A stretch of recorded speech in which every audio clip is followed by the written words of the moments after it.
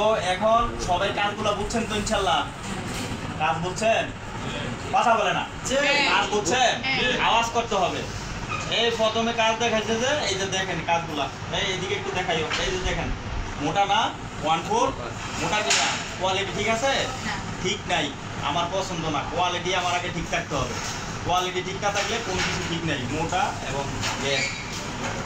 পরবর্তীতে যখন আমরা ধরাধরি করছি এখন কিন্তু ঠিক আছে, ঠিক আছে না? পকেটের 1 ফুট ফ্লাইং গ্যাস দেওয়া আছে, গ্যাস বরাবর রাখতে হবে, এক নিয়মে হইতে হবে। কোনো মোটা চিকন হইতে পারবে না, কোনো গ্যাস কম হইতে পারবে না।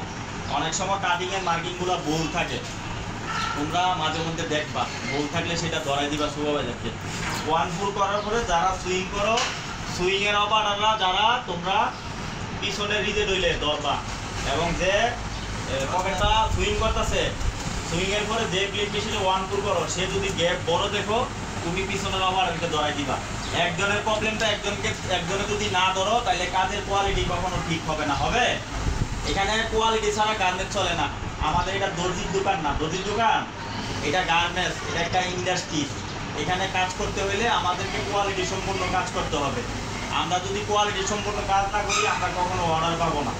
তোমাদের এখানে আগে যা অর্ডার চলছে কোয়ালিটি নিয়ে সন্তুষ্ট না বায়াররা, যারা আমি অর্ডারের জন্য গেছিলাম কোয়ালিটি নিয়ে সন্তুষ্ট না। আমরা এটা সাকসেস বানাইছি, এদের পছন্দ হয়েছে, আমি কথাবার্তা বলে আবার নতুন করে অর্ডার আনছি।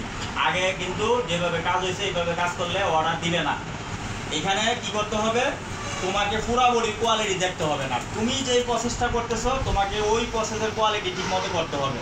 তোমাকে আমরা যেভাবে বুঝাই দিছি, কোয়ালিটি যেভাবে বলতেছে, স্যাম্পল যেভাবে আছে ঠিক ওইভাবে কাজ করতে হবে, এবং 5 পিস পর পর চেক করতে হবে আমি কি করতেছি, আমার মেশিনের টেনশন খারাপ হচ্ছে কিনা, ড্যারেক্ট হচ্ছে কিনা, এবং মেশিনে ডাডি হচ্ছে কিনা, আমার কোয়ালিটি ঠিক আছে কিনা, এটা দেখতে হবে।